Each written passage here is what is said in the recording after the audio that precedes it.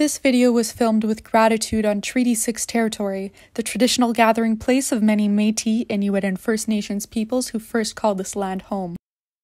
Tansei, bonjour, hello, I'm Sophia from the Common Cold Project. Today we're going to have a conversation about Canada's favorite drink, coffee, and then I'll show you how to make it at home yourself. Here at the Common Cold, our goal is to bring Canadians together by our commonalities, and what better way to do so than with something 2/3 of us drink every single day. The Coffee Association of Canada said in 2018, coffee is consumed by Canadian adults more than any other beverage, even tap water. That's crazy, guys, you're dehydrated.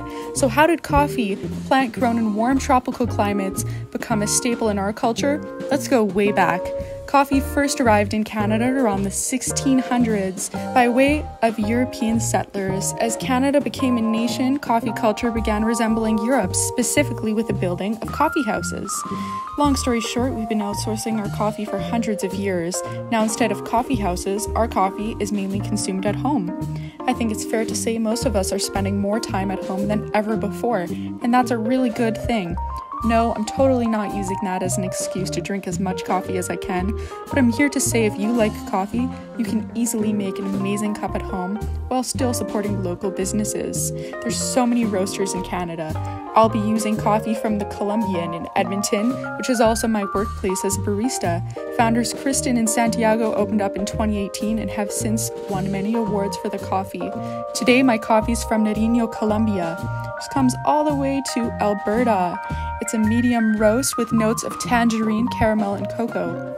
If you can't taste notes in your coffee, don't worry about it. As long as it tastes good, that is all that matters. So here's my supplies to make pour-over. You need a pour-over. Mine is a Hario V60. You also need filters. Both will be linked down below. You also need a kettle and a grinder if your coffee is not coming pre-ground.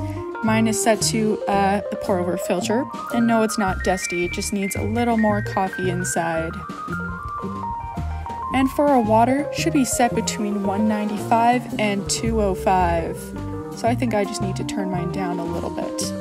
Now we're gonna pop the coffee in and get started. Coffee should look like this when it's done grinding. Now we're gonna set up the pour over and rinse the filter with hot water.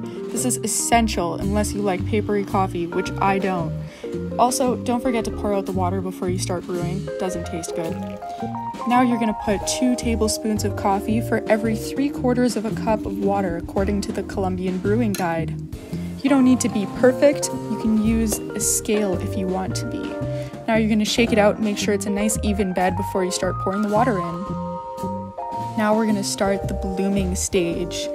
This is when you put just enough water to cover the grounds, and it'll release gas from the coffee and it'll improve the overall taste a lot. It'll sit for 45 seconds before you start brewing the rest of the cup. Now we're gonna pour water through. It should go right up to the top of the filter. Once you're done, you're gonna take a step back for 3.5 minutes and watch the magic happen. And there you go. Your beautiful cup of rich, delicious coffee is ready for you to enjoy. And as always, thanks for watching, stay warm, and stay cool.